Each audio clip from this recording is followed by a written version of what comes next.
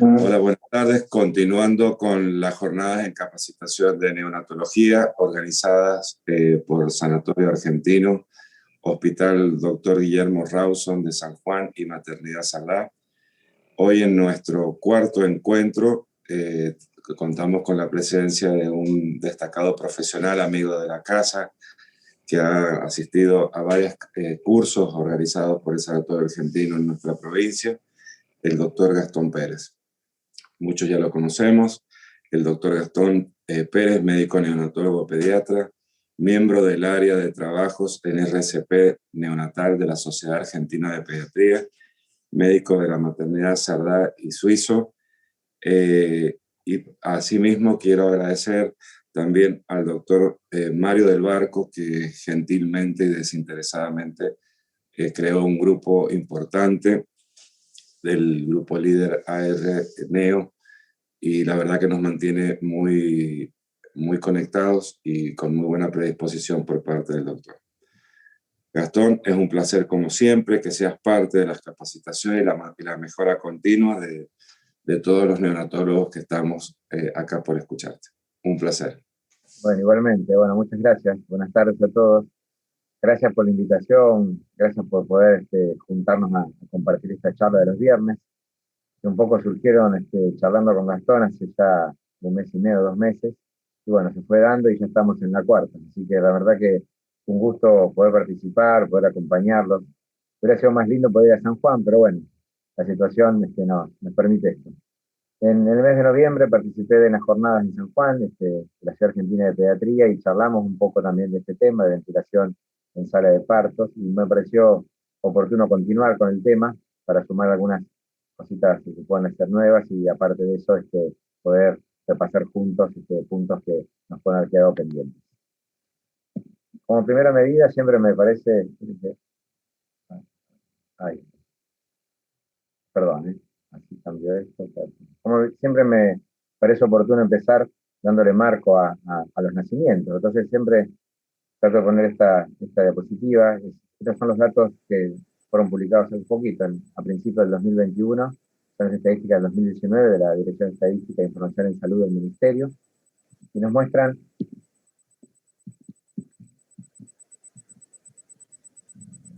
Perdón, ahí está, ahora sí. Que hablamos del lugar de ocurrencia, o sea, dónde nacen los chicos y qué persona atendió el parto. Desde el punto de vista estrictamente sanitario son importantes porque permiten evaluar las condiciones de riesgo en que ha acaecido el parto. Y fíjense que hemos tenido 625.000 partos en 2019, un poco menos, hemos tenido 704.000 en 2018, así que realmente el número ha bajado claramente. En otra oportunidad podemos hablar un poco de esto, de cómo ha disminuido la natalidad en la República Argentina, pero sigue siendo importante este detalle. Fíjense que lo pongo acá.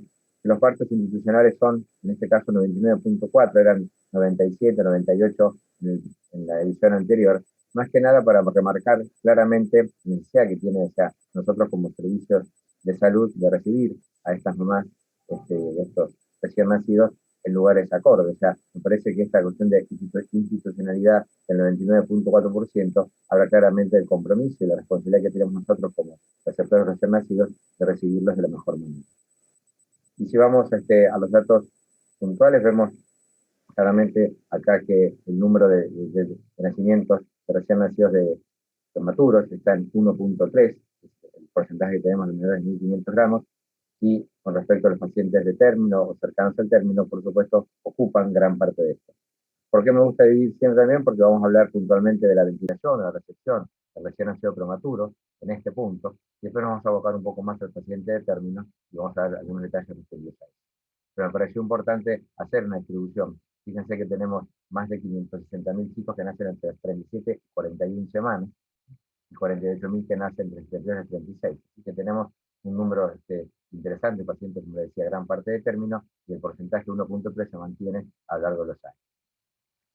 Esto es un algoritmo que también todos conocen, me parece que siempre es bueno volver a recordarlo, como cuestiones muy frecuentes, poco frecuentes y nada frecuentes con respecto a la recepción del recién nacido. Por supuesto que arriba tenemos un marco claro de anticipación. Sabemos que el 85% va a respirar espontáneamente, y un 10% va a necesitar estimularlos o hacer estimulación táctil, un poco charlaremos después más adelante de esto. 3% va a necesitar ventilación a presión positiva y 2% o menos aún la necesidad de un tubo endotraqueal. Fíjense que vamos a charlar de un porcentaje muy chico, muy pequeño de pacientes en relación de término o un poco más en prematuros que requieren asistencia nuestra en relación al tema que nos toca repasar el día de hoy. Y 0,1, masaje cardíaco o uso de drogas. ¿Bien? Sin lugar a duda, 100% de personal capacitado quien va a recibir a estos pacientes, pero con esta salvedad de que gran parte de ellos va a tener una transición normal, sin más que evaluarlo y que vaya en contacto piel a piel rápido con su mamá. Para pasarlo a números, esta es una publicación de este año, 6 a 7 millones en todo el mundo requieren apoyo respiratorio, 0,1 de recién nacidos de término, fíjense, 10 al 15% de recién nacidos prematuros, eso equivale a 1,5 a 2,5 millones en todo el mundo requieren RCP. Fíjense la variación clara entre los prematuros y puntualmente va a ser la edad gestacional la que marca un poco la pauta de aumentar ese porcentaje, 10 a 15% como les decía en prematuros y 0,1 en términos. A pesar de recibir RCP, alrededor de 800.000 chicos recién nacidos mueren en todo el mundo debido a depresión al nacer y eventos intrapartos no manejados adecuadamente o por cuestiones ajenas a esto. Y la mortalidad neonatal es aproximadamente 50 a 55 veces más en países de bajos y medios ingresos en comparación con los países ingresos altos. Parece que esta inequidad sigue existiendo y cuando uno ve estas cifras cada año resulta aún más dispar esta relación entre países de ingresos bajos y medios e ingresos altos. Entonces, en algún punto, los esfuerzos exitosos de reanimación neonatal dependen de acciones críticas que deben ocurrir en una situación rápida para maximizar las posibilidades de sobrevida, sin lugar a dudas. Y el INCOR, que es el ente que regula de una u otra manera o reúne la mejor evidencia científica para generar recomendaciones cada 5 años, ahora lo hace anualmente, pero lo hace anteriormente cada 5 años, enfatiza 3 componentes esenciales para obtener buenos resultados en RCP, que van a ser un poco lo que vamos a charlar en la tarde de hoy. Las pautas basadas en evidencia, y ahí vamos a hablar un poco de eso, la educación eficaz, que vamos a ver al final de la charla, y la implementación de reanimación eficaz y oportuna en nuestros pacientes. Nos enfocamos ahora un poco en los recién nacidos prematuros. Y me pareció que importante, más allá de empezar a charlar de prematuros y cómo ventilamos o cómo trabajamos con ellos, y en ese porcentaje que decíamos recién en comparación con chicos de término bastante mayor, hasta 15 veces más, me pareció importante mostrarles algunas, o sea, qué les pasa a los prematuros que son reanimados. Este es un estudio corto retrospectivo de prematuros menores de 33 semanas institucional de la red canadiense, red natal canadiense, y de los 8.000 o más elegibles, 419, que son el 5,2%, recibieron reanimación neonatal. Menores de 1.000 al nacer, 10%, aproximadamente 10,9%, y mayores de 1.000, 3,4%. Fíjense cómo la brecha cambia claramente con el peso, y también lo hace con la edad gestacional. Ellos terminan diciendo que requerir RCP en sala de partos en prematuras de menos de 33 semanas de edad gestacional se asocia con mayor riesgo de muerte, de lesión cerebral grave, displasia broncopulmonar, neumotórax y perforación intestinal, como está en terapia intensiva, especialmente en esta población, como les decía temprano, de menores de 1.000 gramos. Esta es otra revisión más reciente, del año 2019 también, de la red canadiense. Son pacientes más chicos, de 29 semanas o menos, evaluados entre los 18 y 24 meses de edad gestacional corregida. Sobre 2.600 prematuros, 190 de esta serie, 9,2%, recibieron RCP. Y la RCP se asoció de forma independiente con la mortalidad del deterioro neurológico o la mortalidad sola. Y la RCP también se asoció con una mayor probabilidad de deterioro motor. Fíjense que en esta población, la población anterior, era un trabajo presentado en 2014 con datos previos a esa fecha, y el porcentaje menores de 1.000 era el 10%. Acá, que son menores de 29 semanas, son también chicos chiquitos. Fíjense que de a poco va bajando la necesidad de reanimación, y ya veremos un poquito más en la próxima diapositiva con respecto a esto. Esto es la red coreana, de una red natal, que hace una revisión de más de 8.000 recién nacidos prematuros de muy bajo peso al nacer, el año 2014-2017, y ellos describen una clara disminución del uso de intubación endotraqueal de 64,5 a 55, esto es significativo, con una tendencia claramente decreciente, y una tendencia creciente, también significativa, de 11,5 a 22,9 del uso de ventilación a presión positiva, es decir, ventilación no invasiva.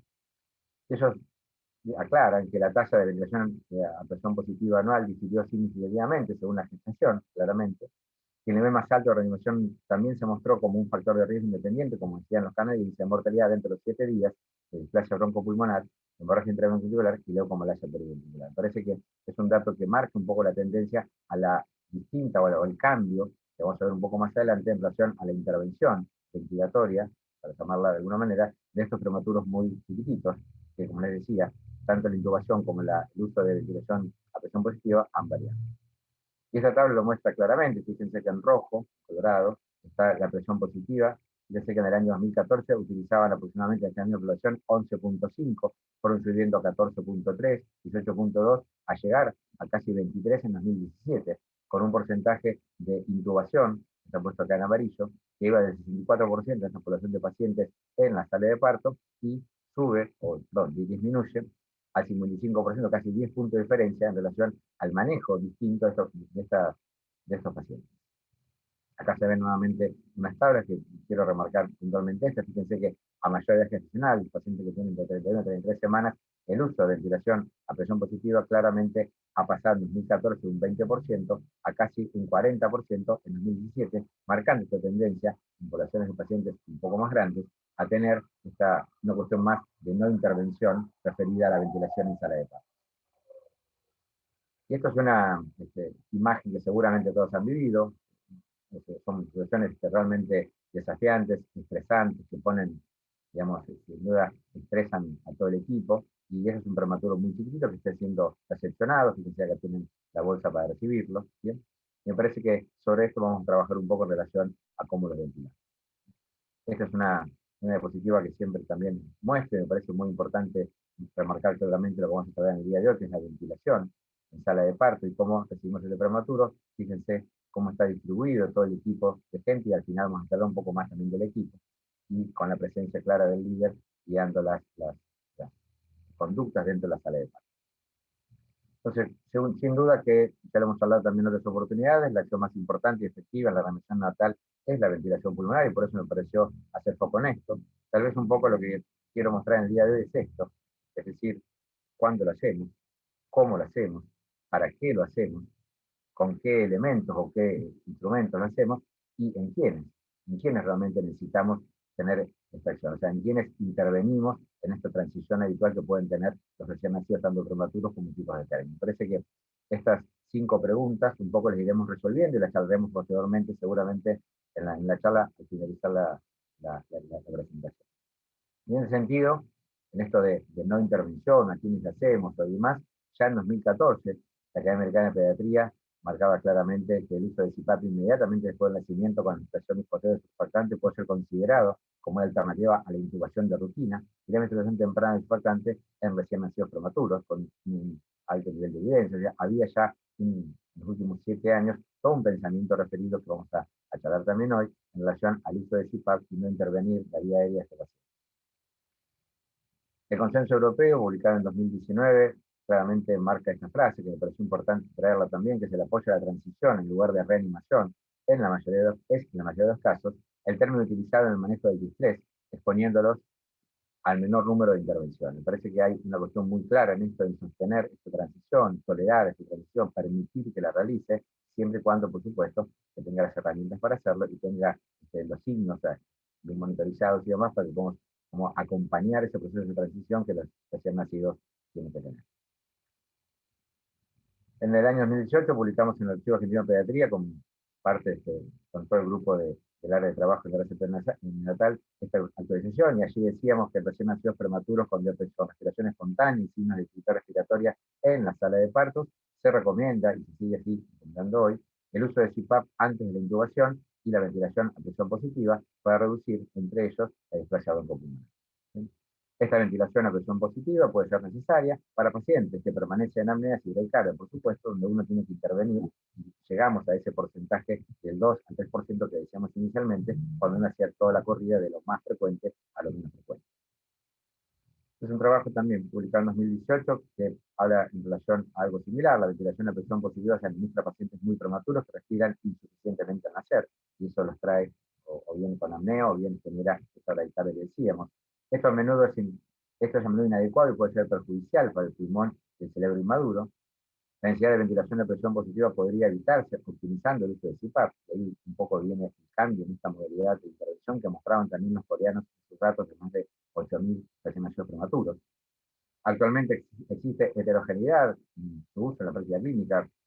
Eso se entiende en el sentido de que muchas veces ventilamos innecesariamente a pacientes que están haciendo su transición y podríamos optimizar el uso de CPAP y evitar la ventilación de presión positiva y a partir de ahí los efectos no deseados de esta ventilación.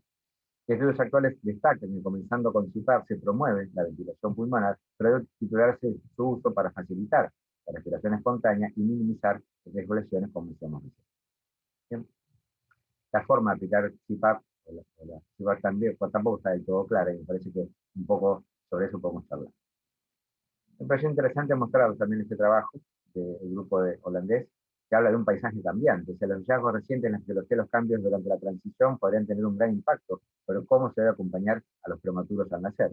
Se ha vuelto cada vez más evidente que los problemas relacionados con la prematurez al nacer se deben abordar diferente a los chicos de término, que nacen con asfixia perinatal como una de las necesidades de ventilación que veremos al final de la presentación. Y la mayoría de los recién nacidos prematuros no nacen asfixiados y comienzan a respirar al nacer. Por lo tanto, muchas veces la buena evaluación, la buena mirada, el estar permitiendo esa transición, como yo les decía, nos permite no llegar a maniobras más invasivas. La laringe dificulta la ventilación con máscara cuando recién nacido no ha iniciado la ventilación y también eso es un punto y hay mucha investigación relacionada con esto, como el hecho de no permitir ese inicio de ventilación cierra la laringe y nos impide ventilar adecuadamente a este recién nacido. Y aunque es necesario volver a enfatizar el uso de la estimulación táctil, es necesario saber más de los mecanismos para definir las pautas adecuadas. Sin duda dudas que la estimulación sirve, pero es cierto que muchas veces no hacemos en prematuros puntualmente una estimulación tan vigorosa como hacemos tal vez en chicos de término, buscando el comienzo o el inicio de la ventilación. Tal vez esa no estimulación, y como les digo, hay que buscar buenos mecanismos, buenas estrategias para lograrlo. Una estimulación hace que inicie ventilación y a partir de ahí se cierra el laringe, nos cuesta mucho más ventilarlo y la dificultad que puede haber sido algo más sencillo se convierte en algo más complicado y caemos en la necesidad obligada de intervenir y intubar a este paciente. La doctora Foglia nos comentaba también que establecer la ventilación pulmonar, sin duda, es la fase más crítica de la transición del recién nacido después del nacimiento. Las intervenciones respiratorias para apoyar esa transición deben ser individualizadas. Por supuesto que no vamos a generalizar, pero sí me parece que individualizar en cada paciente es importante, en función de varios factores, como la fisiología del paciente, el momento, la fase de la relación pulmonar que esté cursando, y la respuesta del niño, por supuesto, del recién nacido, a estas maniobras que estamos iniciando en este momento. Como hay datos limitados para identificar el mejor método para proporcionar la ventilación a presión positiva, los médicos deben conocer las fortalezas, y limitaciones de las técnicas disponibles. Entonces, ¿cuáles son los valores objetivos para esa ventilación a presión positiva en sala de parto? Los valores objetivos críticos de los parámetros respiratorios, como presión, volumen y duración, durante la ventilación a presión positiva, todavía permanecen mal definidos. Por lo tanto, los objetivos respiratorios apropiados son dinámicos, dependiendo puntualmente, me parece siempre interesante remarcar sobre esto, sobre la fase de la transición que están cursando o transitando este recién nacido. Por supuesto que hay números, vamos a ver números de inicio de PIM, de inicio de presión inspiratoria máxima, tanto en prematuros como en chicos de término, pero me parece que hay esa cuestión de individualizar a cada paciente, permitiéndole una transición y a partir de ahí trabajar, me parece que es un dato no menor. La presión es actualmente uno de los únicos parámetros monitoreados durante la reanimación, y lo puse en negrita porque es importantísimo tener monitoreo de cuánta presión estamos administrando. No siempre lo hacemos, no siempre contamos con un manómetro para medir la presión, ya que manómetros están fácilmente disponibles en sala de parto. Esto es una frase tomada de este artículo, pero no siempre es efectivo en la práctica diaria en nuestro centro. La presión máxima crítica para ventilar el pulmón en recién nacidos prematuros son desconocidas, pero son probablemente aún más altas que dada la presencia de una vía aérea más estrecha y pequeña, como veremos un poco más adelante. Entonces, me parece que hay un foco puesto ahí en el cuidado, también en la seguridad del paciente, como charlábamos hace 2 semanas con Ricardo Nieto y demás, en relación al uso de elementos de seguridad, o sea, tener la bolsa pintada necesaria, tener el remedio con pieza en T, utilizar manómetros, saber con qué presión estamos midiendo. Me parece que ahí viene un dato muy importante en el mejor manejo ventilatorio de esos pacientes en la sala de parto.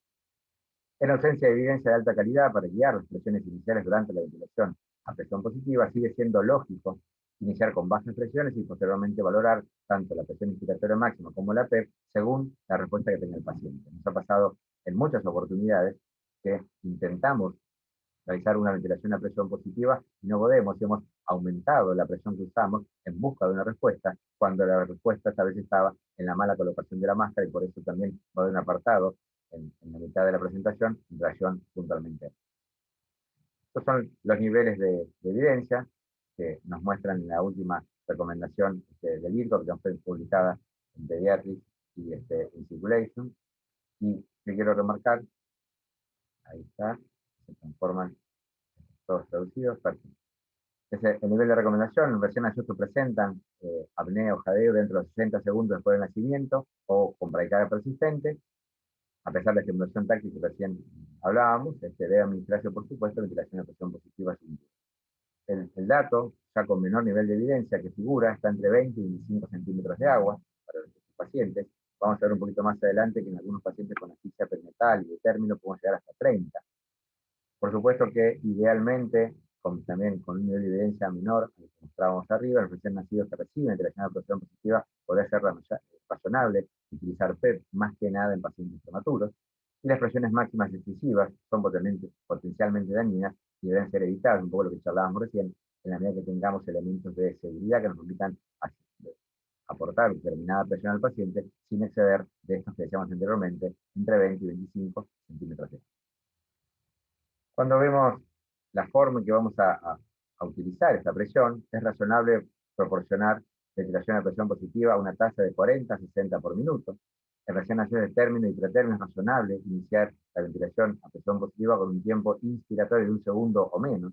Y esto viene en relación a lo que está escrito abajo, con los prematuros, el uso rutinario de insuflación sostenida para iniciar el OCP. Hay mucha bibliografía relacionada con esto.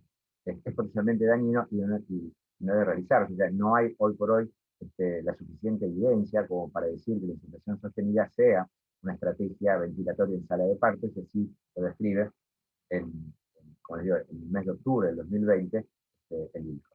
Bien, en relación a esto, a la insuflación sostenida, este es un trabajo publicado en 2019 en JAMA. Allí se incluyeron pacientes chiquititos, prematuros, de 23 a 26 semanas de edad gestacional, que requirieron reanimación con esfuerzo respiratorio inadecuado o bradicardia.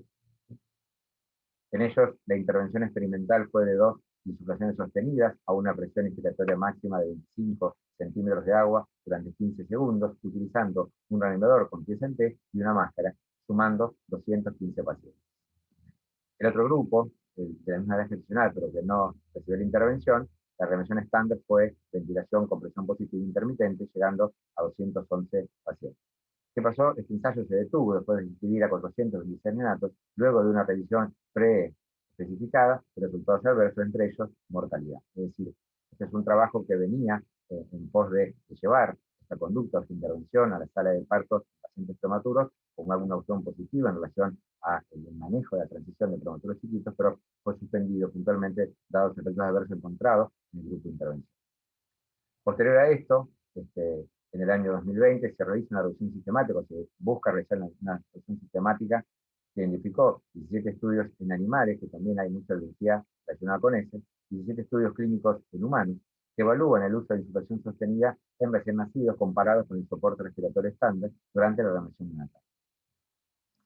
Claramente los autores dicen que todavía quedan lagunas de conocimiento, no encuentran una coherencia entre los estudios que han buscado en pos de realizar esta revisión sistemática y dar una opinión, una conclusión sobre esto.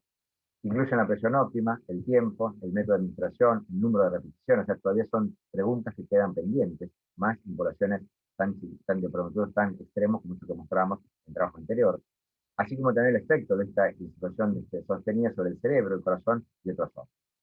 La heterogeneidad en las poblaciones de recién nacidos, la administración de insuflación sostenida y el momento de resultados primarios hacen difícil la comparación directa en estos estudios clínicos, por lo tanto no llegan a una conclusión final al querer, como les digo, buscar una revisión sistemática en busca de una conclusión. Por lo tanto, al día de hoy, y un poco hemos charlado también dentro del área y se ha discutido, o sea, no tenemos una evidencia suficiente como para decir que esta práctica puede utilizarse en nuestras salas de parto. Entonces, a partir de esto, bueno, entendemos ¿con qué ventilamos?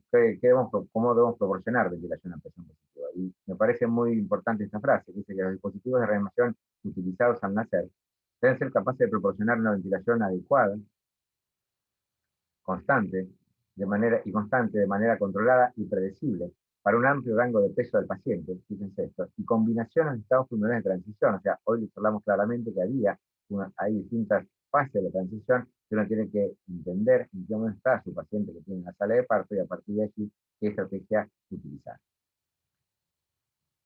Son dos dispositivos conocidos por todos, seguramente cuenten en sus lugares de trabajo también con estos dispositivos. Tenemos una bolsa autoinflable de este lado, del lado izquierdo, y un reanimador con pieza en T del lado derecho. Vamos a ver algunos trabajos, dos de ellos, que marcan un poco la diferencia entre uno y otro. Yo siempre, me parece que es cierto que uno basa su comentario y demás en la mejor evidencia disponible. Yo igual siempre digo esto, que tanto uno como otro, en manos de una persona que tiene experiencia, pueden ser utilizados sin inconvenientes. O sea, digo esto porque tal vez no en todos lados llega a ver un reanimador con pieza en T. Cuando uno lee bibliografía relacionada puntualmente con este dispositivo, hablan claramente que los países de más altos ingresos, un poco lo que decíamos al principio, son los que cuentan con este tipo de dispositivos, y los países de bajos recursos son los que cuentan con bolsa autoinflable. Entonces, de una u otra manera, me parece que la cuestión de conocer perfectamente el elemento de ventilación, saber cómo se utiliza, saber qué elementos de seguridad tiene, son necesarios para ventilar bien a nuestro recién nacido. Este es un trabajo presentado por Edgardo Gil, ya en el año 2014, hace un tiempo, que realizaron un ensayo clínico, Edgardo y un grupo grande de colaboradores, realizaron un ensayo cruzado aleatorio por conglomerados, comparando reanimador con pieza en T con bolso antiinflable. Se enrolaron más de 1.000 prematuros de menos de 26 semanas que requirieron ventilación a presión positiva después del nacimiento. No hubo diferencia en el resultado primario de aumentar la frecuencia cardíaca, como uno esperaría, más de 100 latidos por minuto a los 2 minutos de vida, que es un poco el objetivo de la ventilación, aumentar la frecuencia cardíaca. Y las presiones máximas utilizadas con la TSNT fueron significativamente más bajas y menos variables, y eso está claro por el tipo de dispositivo que son. Menos pacientes del grupo de TSNT fueron intubados en sala de parto. Por eso son datos como para tener en cuenta, más allá que no hubo diferencia en el resultado primario. Este es otro trabajo más reciente, el año 2018, realizado en Brasil, y allí en 20 hospitales universitarios brasileños de la red brasileña de investigación neonatal enrolaron 1.962 pacientes que iban desde 23 a 33 semanas con un peso de nacimiento que va de 400 a 1.500 gramos, de los cuales 74% fueron ventilados o evaluados con, se les instrumentó el reanimador con pieza en T, y 506, que es el 26%, con bolsa autoinflable. La regulación logística ajustada para las características maternas, las morbilidades obstétricas y neonatales mostró que el reanimador con pieza en T aumentó la probabilidad de sobrevida a la alta hospitalaria sin morbilidades importantes. Como un dato más para tener en cuenta en relación a estos dos elementos de ventilación. Asimismo, vuelvo a repetir lo que decía anteriormente en relación a que cada servicio que cuente con uno o con otro tiene que tener digamos, la experiencia necesaria para manejar uno u otro, conociendo cómo son todas sus partes, conociendo cómo son sus mecanismos de seguridad y demás. Entonces, caemos o terminamos un poco de ese tema en prematuros, hablando puntualmente de esta recomendación actual desde el año 2020, donde para prematuros que respiran espontáneamente y que requieren asistencia respiratoria inmediatamente después del nacimiento, es razonable utilizar CPAP en lugar de intubación, como se viene diciendo, dada la bibliografía, desde el año 2014 hasta la fecha.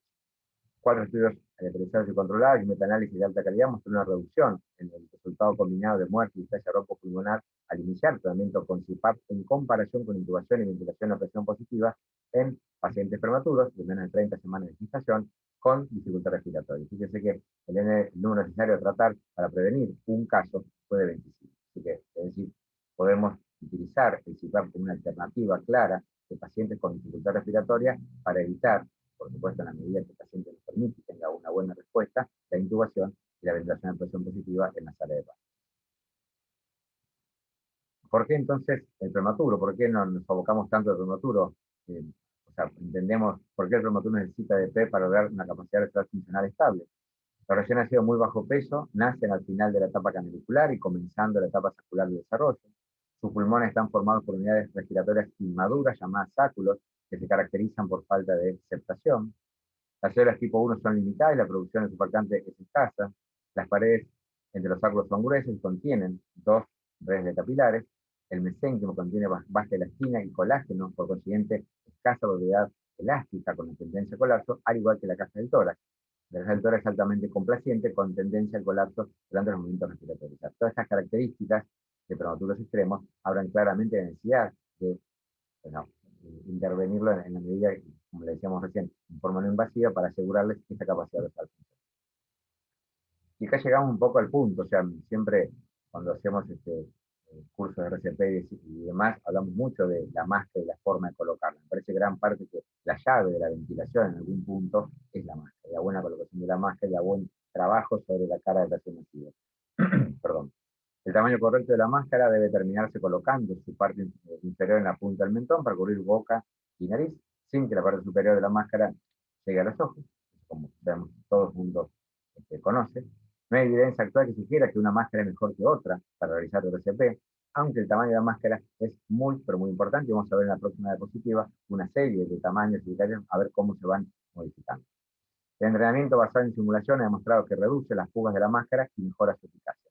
Hay mucha investigación relacionada con esto. Me parece que el hecho de, como uno sabe manejar la bolsa autoinflable, sabe manejar el reanimador con pies en T, sabe los elementos de seguridad que cuentan, tiene que saber también claramente cómo colocar la máscara y cómo hacer de la máscara un elemento claro, o clave, perdón, en la ventilación. Esto es un ejemplo. Fíjense que esta es la máscara correcta, aquí es un poco, queda debajo del mentón, por lo tanto va a generar fuga. Esta es muy chiquita y no toma la nariz, y esta es muy grande y llega hasta los ojos, por lo tanto tampoco es la adecuada. Lo importante es que tengamos varios modelos, para hacer una medida de tamaños, que contemos un tamaño para que ante el eventual paciente siempre tenemos más chiquitas, medianas y grandes, pero el paciente seguramente comencemos a ventilarlo y si vemos que hay mucha fuga, que no es efectiva esa ventilación, tenemos que dentro de esos puntos cambiar la máscara. Y si no logramos el objetivo de ventilar y aumentar la frecuencia cardíaca, que es un poco lo que estuvimos charlando y pregonando, trabajamos con esto. Me parece que la primera iniciativa es que todos también conocen, que es Intersoft. Puse acá también un esquema de un libro recientemente publicado de la Asociación Chilena de Pediatría, donde incluyen claramente el Mr. Sopa dentro de su algoritmo de reanimación. Para repasarlo solamente, la M era de ajustar la máscara, reposicionar la cabeza para abrir la vía aérea, si esto no es efectivo. Hay mucho de esto, me parece que quienes han recibido prematuros seguramente me entiendan, todos los que están acá escuchando han recibido prematuros y ven claramente que el reposicionar la cabeza para abrir la vía aérea es un dato casi fundamental del inicio de la ventilación. Si esto no es efectivo, succionamos o aspiramos la boca y la nariz, colocamos, abrimos un poquito la boca para ventilar con la boca abierta. Si esto no es efectivo, aumentamos realmente la presión inspiratoria. Fíjense que después de recién de haberse pasado por todo lo anterior, con cautela hasta 40 o hasta que la válvula pop-off se libere. Ocultar y mirar el tórax, que tenga movimiento torácico. Si esto no es efectivo, ahí sí, considerar una vía aérea alternativa con tubo no traqueal o con máscara de aire. Me parece importante repasarlo, vuelvo a lo mismo, porque si hablamos de ventilación, si hablamos de elementos de ventilación, no podemos dejar de hablar de la máscara y cómo el trabajo, digamos, sobre el paciente con la máscara es tan importante como saber con cuánta presión iniciar la ventilación. ¿Cómo medimos? ¿Cómo empezamos a conocer un poco más todo esto? Bueno, este es un trabajo que está próximo a iniciarse, un trabajo que fue realizado, inicialmente ideado por Juan Pablo Raceté y Carola Capelli, que son los investigadores principales. Ambos son miembros del área y participamos todos los miembros del área de trabajo de la Nación Natal de la Argentina de Pediatría. Se llama Necesidad de reanimación en salas de parto y resultados neonatales en prematuros moderados y prematuros tardíos en Argentina. Es un estudio de corte prospectivo, como les digo, que se está lanzando, está iniciándose dentro de muy pocos días. Yo pienso que la semana que viene o la otra ya va a estar iniciando en más de 80 maternidades de todo el país en busca de obtener datos puntuales de cómo se reanima y qué maniobras utilizar, un poco lo que venimos charlando en toda esta primera parte. Y perdón. El objetivo de este trabajo es escribir la frecuencia y nivel de intervención de la reanimación en la sala de recepción, en recién nacidos prematuros moderados hasta 34 semanas y prematuros pretérminos tardíos hasta 37 semanas. Y también evaluar la posible asociación entre el nivel de reanimación alcanzado en ambas poblaciones prematuros con resultados natales, como mostrábamos al principio de la presentación, en relación a cómo es el neurodesarrollo. Así que bueno, me parece que es un dato, tal vez no sé si va a ser este año, solo que sea el año que viene, que tenemos, si se logra juntar el número de pacientes, o de neonatos que se ha consensuado con el tamaño muestral, podemos tener datos reales de qué pasa en las unidades de neonatología en nuestro país en relación a RCP. Vamos a hacer una breve reseña sobre recién nacidos a término o cercanos al término en relación a la ventilación, y me pareció oportuno mostrarles este trabajo donde marca claramente cómo es la recepción, el trabajo en la sala de partos de un paciente con asfixia perinatal, y porque realmente con los pacientes de término veíamos hoy que realmente la posibilidad o la chance de ventilar pacientes de término son menores, por supuesto, que los pacientes prematuros que mostramos anteriormente. Realmente la mayoría de ellos tienen una respiración efectiva, y más del 85-90% necesitan ningún tipo de intervención. Entonces, las situaciones que pueden generar que un paciente de término sea o requiera ventilación son, digamos, menos que las que un paciente prematuro en relación a la prematurez, como decíamos recién, toda la estructura pulmonar y demás. Las asfixias son las principales causas de muerte y discapacidad neonatal a nivel mundial. Administrando aire ambiente en lugar de oxígeno o en pacientes de término cercanos al término que requieren ventilación de presión positiva, se observó una reducción de la mortalidad del 30% en los últimos 10 años, como dato más importante. Asimismo, en la actualidad, un número sustancial de muertes puede prevenirse mediante mejoras en la reanimación natal, y las medidas, como decíamos al principio, de reanimación rápida son necesarias para prevenir lesiones cerebrales, evitando una mayor hipoxia e isquemia y revirtiendo la acidosis metabólica y respiratoria que estos pacientes pueden presentar. El soporte respiratorio, durante la ventilación, una PIM de 30, como siempre puede ser un poco más elevada, va a estar, por supuesto, que individualizada en cada paciente, puede utilizarse. La presión óptima, el tiempo y el flujo de gas necesarios para establecer una capacidad de respirar funcional en estos pacientes con asfixia todavía son desconocidos. La doctora Dawson informaron que la PIN debe ajustarse durante la reanimación de acuerdo a la resistencia del pulmón en transición, y un poco lo que decíamos al principio, porque en qué fase la transición está y cómo este paciente con asfixia perinatal llega a nuestra sala de recepción. Y el rápido aumento de la frecuencia cardíaca por encima de 100 latidos por minuto puede ser un buen marcador, un signo de volumen corriente adecuado, generado por la PIN adecuada que estamos utilizando durante la reanimación. Me parece que un poco el punto está puesto por ahí. No hay más cambios en relación al soporte respiratorio, o sea, uno lo ventila colocando bien la máscara, aspirando eventualmente y tomando los recaudos de presión para evitar complicaciones como decíamos hoy. Un dato que me pareció también interesante colocarlo es que los datos de inversión nacidos con asfixia sugieren que un aumento de la frecuencia cardíaca podría retrasarse a pesar de la ventilación adecuada, y un poco la respuesta o la mirada que hacemos nosotros con el monitoreo de ese paciente con asfixia perinatal puede ser un poco engañosa en relación a que la frecuencia cardíaca no aumenta a pesar de una buena ventilación. El doctor Softal informaron que la media de frecuencia cardíaca en recién nacidos con asfixia fue de 93 y 113 a los 60 y 90 segundos postnatales. En otro estudio similar, Softal también vuelve a comentar los mismos datos, informa que la frecuencia cardíaca menor a 100 latidos por minuto en aproximadamente 2/3 y 1/3 de recién nacidos con asfixia entre 1 y 3 minutos postnatales, es decir, hay un tiempo de latencia hasta que esa frecuencia cardíaca aumente en esta población de pacientes. Por lo tanto, más allá de iniciar ventilación y ver la expulsión del tórax y demás, puede uno esperar que tenga un tiempo de aumento de la frecuencia cardíaca no tan rápido como uno lo puede observar en pacientes no asfixiados o en pacientes prematuros. Además, un aumento lento o nulo perdón, de la frecuencia cardíaca en los primeros 3 minutos de vida parecía representar un signo de mal pronóstico, dando un riesgo de muerte 9 veces mayor que el grupo que tiene una respuesta un poco más rápida que él. ¿Bien?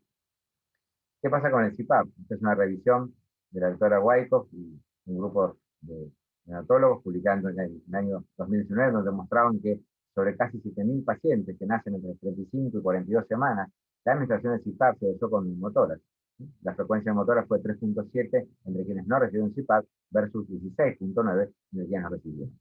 No quiero decir con esto que esté contraindicado, por supuesto, en absoluto se puede utilizar, ¿verdad? Pero en pacientes prematuros tiene una indicación más precisa, o por lo menos uno busca no intervenir de esa manera, y en pacientes de término que requieren ventilación, el uso de CPAP puede utilizarse, pero que hay que ser más criteriosos en relación a qué paciente va a necesitar CPAP o ventilación a presión positiva, dado que algunos trabajos como este muestran un aumento en el número de neumotonios.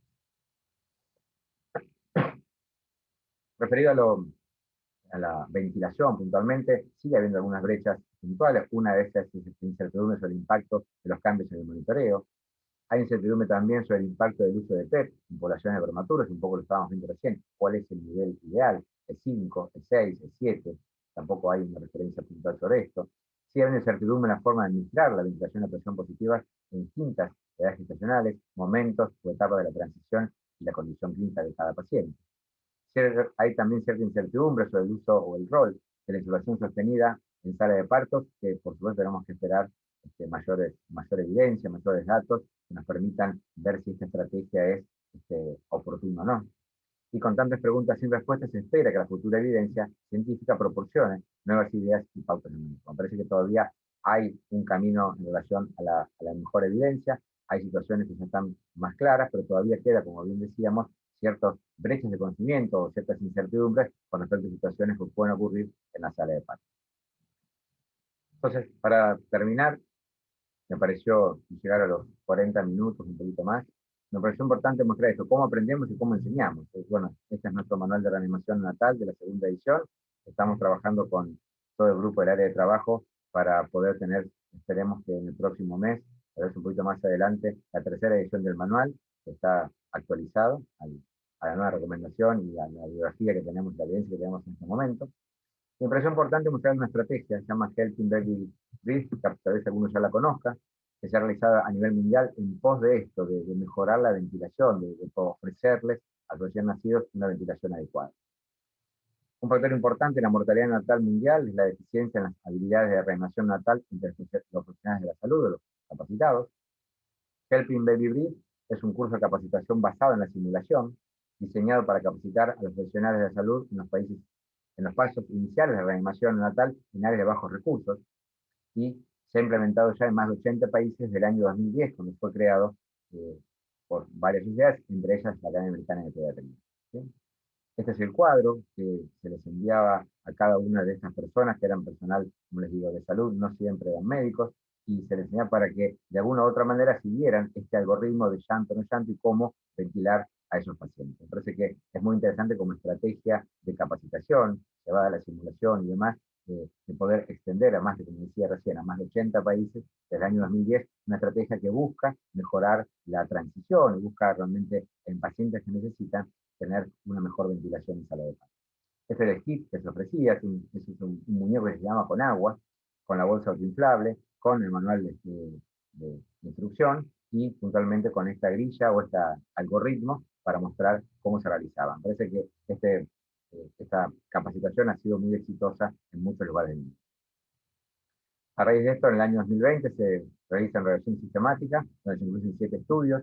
Los estudios relacionados incluyeron un total de 230.000 recién nacidos en busca de evaluar esta estrategia educativa, y concluyen los autores que debido a la calidad heterogénea de los estudios, esta revisión sistemática mostró evidencia moderada de una disminución en la tasa de mortalidad relacionada con el parto y de mortalidad natal en un día después de implementar el método de entrenamiento y reanimación, ayudar a volverse a respirar o el baby.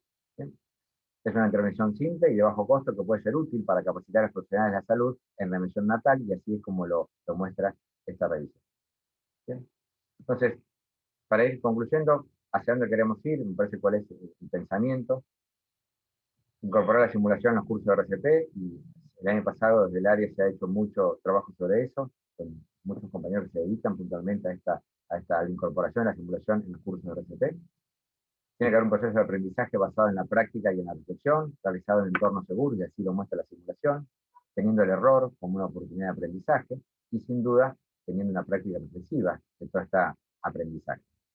Para esto también se publica en Circulation el año pasado, en octubre, como parte de la recomendación del 2020. Ellos hablan de briefing, que se ha definido como una discusión sobre un evento que aún está por suceder para preparar a los que participan y por tanto reducir el riesgo de fallo o daño, y el debriefing, que se ha definido como una discusión de acciones y procesos de pensamiento después de un evento para promover el aprendizaje reflexivo y mejorar el desempeño clínico. Entonces, que concluyen que las sesiones informativas o debriefing pueden mejorar los resultados clínicos y el rendimiento a corto plazo para los recién nacidos y el personal que está involucrado en la reanimación. Parece que hay un dato muy interesante en esto, en esta devolución, en esta charla posterior, desde un evento simulado hasta un evento real, en relación a cómo nos manejamos, o qué cosas cambiaríamos, o qué cosas podemos modificar para mejorar la reanimación. Trabajo en equipo, me parece que esto es un dato que siempre decimos y sin duda quienes trabajan en neonatología lo viven diariamente. Hay un trabajo en equipo constante entre médicos y enfermeras para realizar de mejor manera la reanimación y el trabajo que tenemos que hacer diariamente en la neo. Y para terminar, 10 mensajes para llevar a casa en relación a la reanimación, un poco para ir cerrando esta tarde. La reanimación de recién nacidos requiere anticipación y preparación, eso ya lo dijimos. La mayoría de los recién nacidos no requieren ligadura inmediata del cordón ni maniobras de reanimación, un tema que podremos tocar en otro momento, pudiendo ser evaluado durante el contacto piel a piel con su madre después del nacimiento. La ventilación sigue siendo prioritaria, como recién decíamos, en recién nacidos que requieren asistencia después del nacimiento. Un aumento de la frecuencia cardíaca es el indicador más importante de una ventilación eficaz, sin duda. La oximetría de pulso se utiliza para guiar la administración de oxígeno, alcanzando los objetivos de saturación recomendados. También no fueron tocados en esta charla porque estaba más dedicada a la ventilación, pero son temas tanto el oxígeno como el planteo de cordón y demás como temas para seguir charlando. Se proporcionan masajes cardíacos, hay una respuesta deficiente de la frecuencia cardíaca a la ventilación después de los pasos correctivos de ventilación que ya vimos con el de sopa, incluyendo eventualmente ventilación endotraqueal. Los últimos 4, la respuesta de la frecuencia cardíaca al masaje cardíaco y de la medicación debe ser monitorizada electrocardiográficamente. ¿Bien? Hay mucho de esto con respecto a ventilación, o sea, hoy hay servicios de neonatología que cuentan con monitores de función pulmonar y de volumetría que nos permite evaluar, más allá de lo que estamos observando y comentábamos recién, con bolso inflable, con entrenador con TSNT, realmente lo que estamos haciendo, o lo que está pasando en ese paciente. Si la respuesta al masaje cardíaco es deficiente, puede ser razonable que sea adrenalina, preferentemente por vía endovenosa. La falta de respuesta de adrenalina en un paciente con antecedente o pérdida de sangre requiere una expansión de volumen. Y por último, si todos estos pasos de reanimación se completan efectivamente y no hay respuesta a los 20 minutos, se debe discutir la redirección de la atención con el equipo y la familia. Me pareció interesante como estos 10 pasos, 10 mensajes para llevar a casa respecto a la reanimación que un poco refrescan lo que ya todos conocemos. Por último, volvemos a la misma imagen, me parece que un poco para charlar después, y un poco se ha charlado, pero si pueden seguir charlando, en el cuándo, cómo, para qué, con qué elementos y a quiénes pacientes ventilan. Bueno, muchas gracias por todo. Muchas gracias, Gastón. Muy claro, muy concisa tu disertación. Así que bueno, ahora tenemos unos minutos para ver quién quiere hacer alguna pregunta, quién quiere aportar.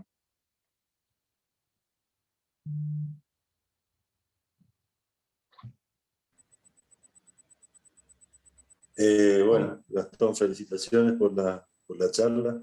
Gracias. La verdad que siempre muy claro, muy práctico.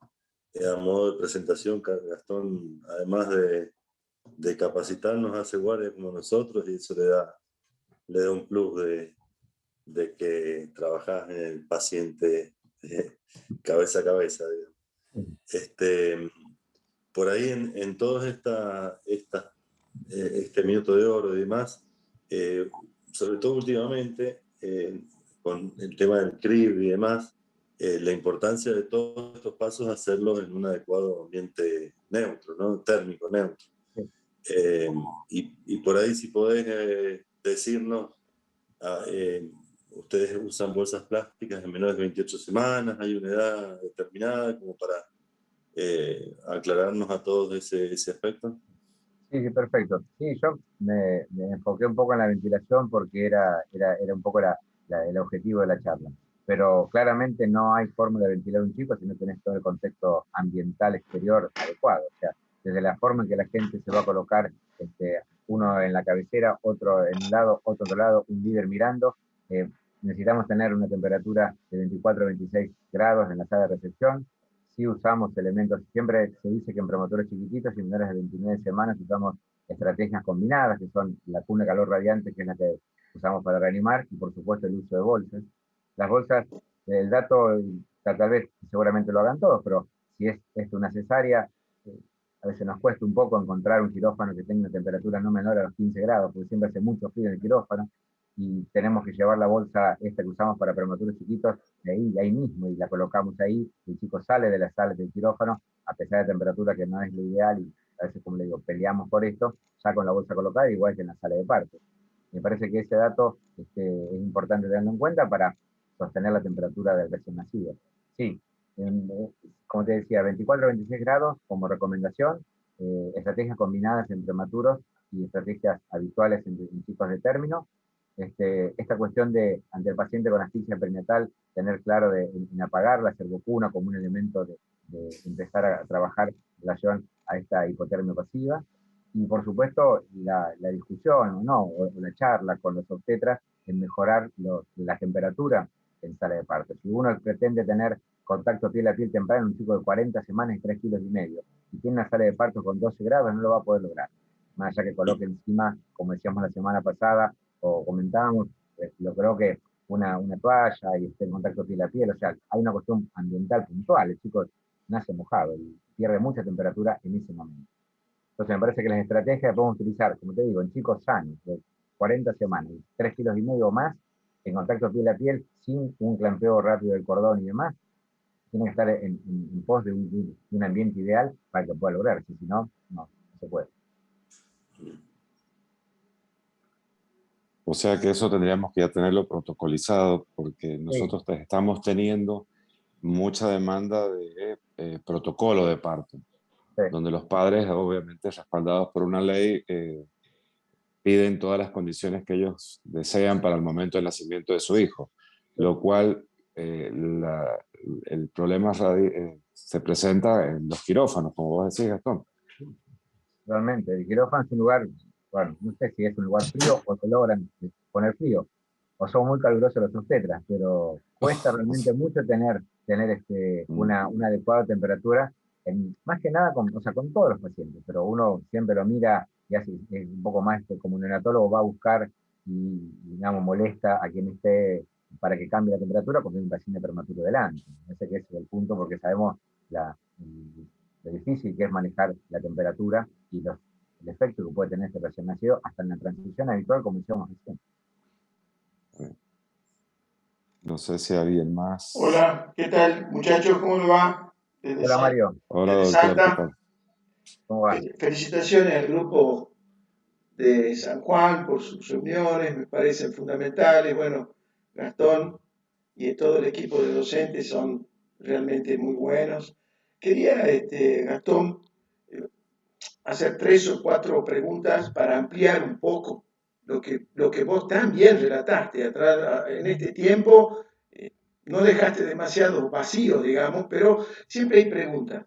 Una quería decirte con respecto a que, primero, si estamos de acuerdo que los niños hoy cada día necesitan más eh, actividades de estabilización que de reanimación, especialmente los niños de menos de 1.500 gramos, pero bueno, hay niños que necesariamente se tienen que intubar. Entonces, lo que yo te quería preguntar, en caso de, esto te lo pregunto y hago eco de todas las preguntas que me hacen algunas veces, ¿con qué presión positiva continua se puede empezar en sala de parto? ¿Cómo vos elegís entre 4, 5, 6 centímetros de agua? Esto. Después, ¿cuántos de estos niños realmente van a necesitar eh, surfactante en sala de partos después de una intubación y cómo vos desde el punto de vista respiratorio podrías darnos una guía? Y lo último, decir qué objetivos de saturación de oxígeno te fijas en los chicos de menos de 1.500 gramos o de acuerdo a la edad gestacional. Perfecto. Buenísimo, gracias Mario por los comentarios, por los dichos, muy, muy bueno. La PEP, si necesitan intubarse, generalmente la PEP que utilizamos es de 5. No sé si es un número, como te digo, sacado así al azar, no, parece que hay una cuestión en relación a esto, o sea, es un poco arbitrario decir 5 y por qué no 6. Realmente no sé si hay estudios realmente que digan que 5 es mejor que 6 o que 6 es mejor que 5. En general, no superamos los 6, si quisiera ser estricto. Es cierto que la ventilación en sala de partos, con válvula de PEP, si tenés bolso inflable o si tenés la posibilidad de tener un reanimador con pies en T, la guías vos. Y a veces no es exactamente 5 o 6 como puede ser un ventilador en la UCI. eso también es real. Nosotros utilizamos 5 o 6 en estos pacientes que están ventilados.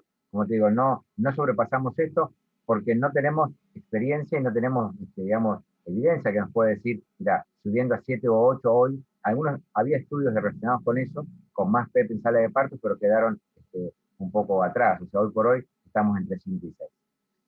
Eso es uno.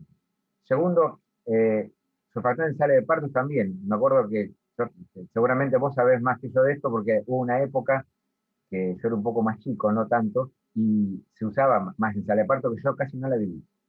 Yo vi, realmente soy sincero, en la práctica diaria, en el hospital o en el sanatorio, no vemos administrar surfactante en sala de parto.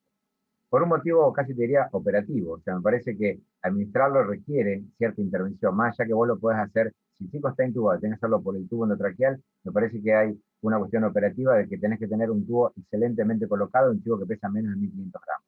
Un tubo que está colocado medio centímetro más o medio centímetro menos y está en una situación no ideal de ventilación, por más que vos tengas un aumento de la frecuencia cardíaca y escuches entrar aire bilateral, no sé si te habilita a pasar surfactante con la posibilidad de tener más surfactante hacia un lado o hacia otro. Me parece más seguro tener una placa de tórax en la sala en esa primera hora de vida. Coincido con vos que tiene que ser rápido, sin lugar a dudas, pero sí me parece que si tenés la posibilidad de tener una sala de neonatología, llevarlo rápidamente en condiciones ideales de temperatura y de transporte, colocarlo en la incubadora con humedad si requiriera este paciente y hacer una placa rápida. Uno tiene en esa primera hora ya una mirada casi te diría completa de dónde está ubicado el tubo, cómo está aireado el paciente, cuánta fluido necesita, y así ahí sí hacer su surfactante. Me parece como más seguro en algún punto, más allá que hubo varios trabajos que hablaban de esto, de la precocidad del surfactante en relación al uso en sala de parto, cosa como te digo que no tengo experiencia. Y el último dato que me comentabas La saturación, era niveles de saturación. la saturación de oxígeno, también, Saturación. sí. Eh, y ahí está, muy buena la pregunta, porque me parece que en ese sentido, si todos ven el algoritmo que tenemos de reanimación, tenemos una línea de tiempo de 1 minuto, 2 minutos, 3 minutos, 4 minutos, y esa línea se dio un trabajo de la doctora Dawson, que guió una serie de datos para que, de acuerdo a qué edad gestacional tengas, o más que nada, sí, edad gestacional y tiempo de vida, vos logres determinada saturación. Que si uno la lee, le parece poco. Hay datos que muestran al tercer minuto 75, 80, y realmente uno, después de 3 minutos de trabajar en una sala de parto con un prematuro de 29 semanas y 1200 gramos, para decir un número, realmente parece mucho tiempo y poca saturación. Pero parece que está puesta en ese sentido, en no hiperoxigenar y no subir el CO2, empezando, como te decía, por 21 a 30, en menores de 30 semanas, y desde ahí ir subiendo, titulando de acuerdo a lo que necesites. El rango, yo seguiría la línea que tenemos hoy de recomendación, que está puesta en el algoritmo de RCP, que tiene una evidencia científica que lo avala y que ha sido utilizado no solo por nosotros, sino por todo el mundo, en relación a los tiempos y momentos de saturación de ese paciente. El dato importante es ese, esperar el tiempo, esperar. Si la frecuencia cardíaca está bien, si el chico está bien ventilado, si ha logrado efectivizar todas estas intervenciones iniciales, y uno rápidamente quiere tener saturación de 90 y pico %, capaz que no lo logra al cuarto minuto. Y rápidamente, ¿qué hace? Sube la fibra 50. Cuando tenías frecuencia cardíaca normal, tenías buena ventilación y tenía un proceso de transición, o acompañado por nosotros, de un prematuro chiquito que seguramente no va a ser beneficioso para él tener 50 o 60 de FIO cuando requería, al cabo del cuarto minuto, 30. Me parece que por ahí viene el tema. Gracias, Gastón. Nada, Mario, gracias a No vos. sé si Fernando me permite una otra pregunta. En estos niños de menos de 1500 gramos, la hora dorada, vos te referiste a la primera hora, la hora dorada, más a los aspectos de ventilación. Está muy bien. Yo pregunto, Sí. ¿cuántos de estos niños necesitan que en la primera hora se coloque el acceso vascular en la sala de parto? ¿Y en función de qué? Bien, sí, lo mismo, Mario. Si vos tenés un buen sistema, o sea, el acceso vascular, en relación, vos me decís, por ejemplo, a la no aparición de hipoglucemia, un prematuro chiquito, en ese sentido. Eh, bueno, como yo te decía, si vos tenés la sala de parto cercana como nos pasa si vos tenés la posibilidad de trabajar en un centro que te permite tener un prematuro de 29 semanas, es porque la sala de parto tenés preparada en condiciones ideales y tenés un medio de transporte, sala de parto, sala UCIN cercano, digamos, vos en esos 15 o 20 minutos, una vez estabilizado el paciente, hecho lo pesás, lo medís, si es necesario hacerlo. Bien fijado el tubo en caso que esté ventilado. Se ponen las medidas para prevenir la hipotermia y se lleva en 20 minutos estás en la sala. 25 del momento que nació. En la Y primera si en hora. ese momento, generalmente, si ves que está estable el chico, como te digo, en esa primera hora, para decir un número, pueden ser 2 horas, en esa primera hora realmente no empezás a canalizarlo ya, porque haces la placa de tórax, evaluás la densidad de surfactante, hacer surfactante también en un tiempo corto, y sí, yo pienso que cercano a esa primera hora ya estás comenzando con el proceso de canalización, si fuera el caso, de este acceso vascular que vos comentabas. Me parece que, no sé si eso es el lugar ideal, la sala de parto, para ese tipo de cuestiones puntuales, de colocar un acceso vascular, sabiendo que tenemos un trayecto tan corto a la sala de neonatología, donde tenés condiciones casi de trabajo ideal. A mí me parece fundamental lo que dijiste, y esto va, yo creo de que yo soy del siglo pasado, pero digamos, para la gente joven, ¿no? La gente joven tiene que entender de que la invasión en la sala de partos debe ser casi excepcional, la invasión con tubo, con surfactante, es decir, que creo que hay que darle el tiempo y encontrar el lugar seguro y adecuado, que en general, siempre en la UTI hay mucho más posibilidades de trabajar con comodidad. Gracias, Gastón, gracias muchachos, muy amable. No, gracias, Mario, a vos, un gusto. Gracias. Bueno, Bueno, buenísimo los si me aportes. si me permitís, Fernando, Sí, un solo aporte. Dijo sí, sí. Mario del siglo pasado, y en realidad yo, mientras los escuchaba y escuchaba a Gastón, tu disertación, que como siempre es muy buena, realmente lo has hecho muy bien. Es lo mismo que hace 30, 40 años atrás, o sea, el sentido de reanimación, el sentido de invasión, de oportunidad de anticiparse a esto, es fundamental. Esos 10 mensajes que has dado para llevar a la casa siguen siendo tan acertados y tan vigentes desde hace 30 años a esta parte. Es exactamente eso. Me pareció todo muy bueno, pero eso ha sido una culminación de tu disertación que es realmente así. Te felicito y te mando un abrazo grande. Gracias, Oscar, un abrazo. Sí, yo vos sabés que también hacía mucho hincapié en esto de no intervención. Viste que yo mostré ese trabajo de la red coreana, que realmente los coreanos han hecho un trabajo increíble. Esa tabla, que se ve claramente cómo empezaron a bajar, no, con cifras importantísimas, un poco lo que decía Mario también, la intubación, y priorizan mucho más la ventilación, era un poco el objetivo. Pero me parecía que para cerrar era necesario tener estos 10 pasos como para recordar, si vos los mirás, son los 10 pasos que hacemos habitualmente en la reanimación, o sea, no hay nada nuevo con eso, pero sí como para tenerlos en cuenta. Gracias, Oscar. Gastón, una última Sí. pregunta que me quedó, no sé si entendí mal. Uno normalmente en la ventilación de los prematuros, y me parece importante porque, bueno, la ventilación es algo clave que lo acabas de decir en toda la charla. Es de 40 a 60 por minuto, ¿no? Sí. Y uno normalmente ventila un niño, o al menos uno aprendió a decir, bueno, ventilo 2-3, ventilo 2-3. Y eso es aproximadamente 60 por minuto con un tiempo inspiratorio de 0,33. Es decir, Aproximadamente. digamos, una ventilación por 2 de expiración. Ventilo 2. Sí. Y dijiste que quizás el valor óptimo sería de 1 segundo. O, Claro, o, o porque, es algún trabajo que se propuso eso, pero se exacto. estimó. No, es una recomendación. Lo que quieren diferenciar puntualmente es la insuflación sostenida, que son mostrados después en trabajos abajo y por qué se suspendió, versus la ventilación que acabas de comentar vos. Es Claro, cierto, por pero ejemplo, ventilo 2-3, ventilo 2-3, el tiempo tal vez sea 1 segundo o menos. Dice que dice o menos. Y el menos puede ser que, como te digo, si tenés la posibilidad de medir volumen pulmonar y demás, capaz que sea más sencillo poder medirlo. Pero en definitiva, no deja de ser menor a 1 segundo. Digamos que marca un poco la pausa que vos ventiles, como estabas diciendo recién. no lo cambiaron. No, no, es eso. Bueno, Ventilo gracias. 2-3, tal cual. Seguimos Bueno, igual entonces. Como una frase así, dice, ventilo 2-3. sí. Bueno, muchas gracias, Gastón. Como siempre, un amigo y muy claro y nos llegas a todos. Bueno, Muchas muchas gracias. gracias. Muchas gracias, Gastón. Y bueno, ya para la semana que viene ya estaríamos culminando con estas jornadas con la disertación de la doctora Sandra Machado, también de Maternidad Salada, con un tema muy importante que es encefalopatía hipóxico-isquémica. Así que bueno, como todos estos encuentros, Gastón, agradecerte porque realmente tu aporte para con nosotros siempre ha sido incondicional.